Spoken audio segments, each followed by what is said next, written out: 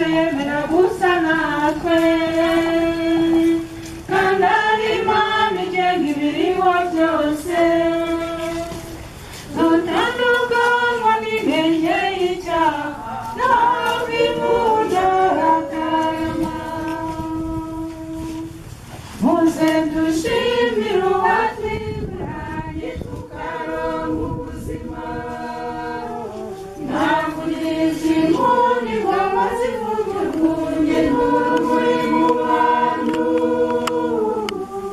we wavuguruye isura zima mu bantu tureba n'uwaduhanze tugarura ubuyanja ni nawe soko isendereye ubugingo washimirwa turagusenga Yezu turagushima